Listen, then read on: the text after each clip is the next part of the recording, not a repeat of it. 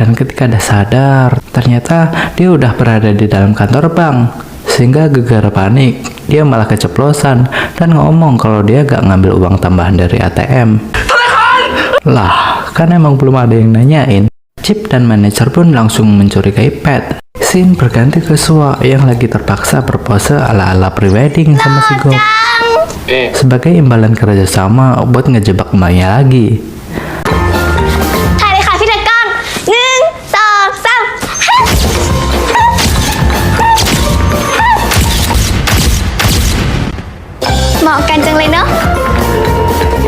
Pas lagi nunggu proses cetak fotonya tadi, Pot kebetulan lewat dan ngeliat kalau ayangnya itu lagi di butik sama cowok lain.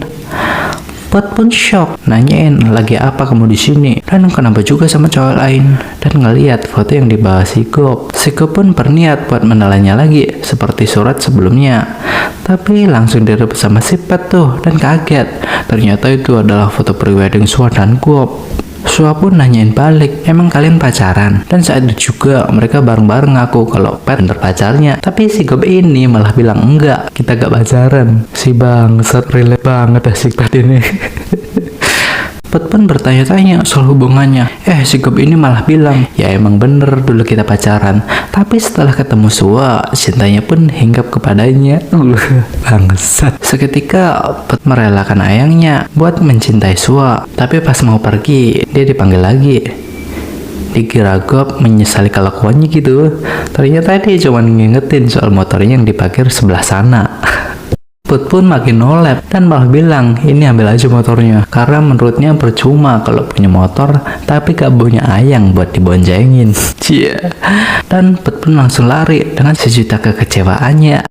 Sua pun ngira kalau Put pun pasti anak orang tajir sehingga seenaknya ngasih motor baru ke mantan ayangnya. Gue pun jelasin kalau dia tuh anak orang B aja, cuma dia bisa beli motor tuh karena lagi menang lotre. Lanjut di tempat Put yang makin nolep yang sedang memblontos tulisan Gop di rambut kepalanya. Tiba-tiba pakaian laundrynya datang dan ada sepucuk surat di sakunya yang ternyata berisi soal Gop yang pengen ketemu. Scene berpindah lagi ke manajer yang nelpon ke Sua karena ada paket datang atas namanya. Sua pun bilang kalau itu paket yang isinya kunci serep mobil kantor dan meminta ke manajer buat ngambil mobilnya sekalian. Pas mau pergi, kebetulan Chip nongol dan tahu kalau itu mau kunci mobil. Manajer pun dia culik. Balik lagi ke si Put yang nemuin Gop. Gop pun nanyain kejelasan soal uang yang dia beli buat motor itu. Lalu Put pun ngaku kalau dia dapat uangnya tuh dari mesin ATM ajaib yang ngasih uang double. Dan pas itu juga Gop pun menyabotase si Put. Nah, ternyata dia juga bersekongkol sama Sua buat nangkep. Scene pindah lagi ke Chip yang berhasil ngejar Pat yang kabur. Chip pun membawa sebagor kodok dan ngancem ke Pat biar ngaku kalau dia tuh salah satu member yang dia incar.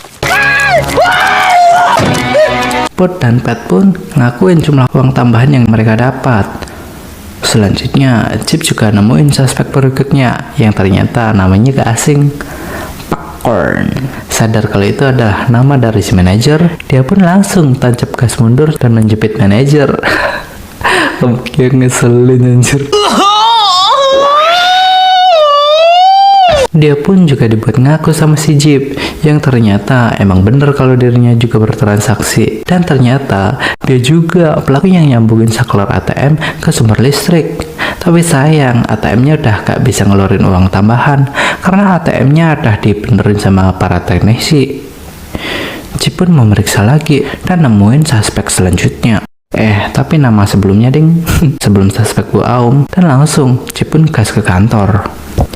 Gak lama, manajer ditelepon sama Sua yang juga sadar kalau dia tuh adalah suspek selanjutnya. Terlihat anak istrinya juga udah disandra tuh di rumahnya. Padahal lagi goreng cireng tuh, anjir. Tapi manajer bilang kalau dia gak dapat uang tambahan. Dan kalau gak percaya, Sua boleh banget bertanya ke Mbak Chip.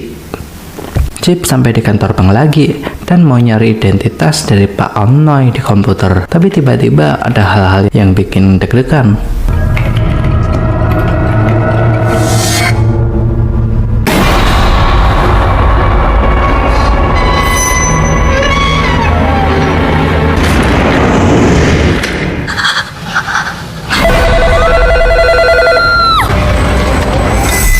Si pun ngeliat kalau ada kaki manusia, sehingga dia tahu kalau itu pasti Sword, dan dia pun ngasih jebakan.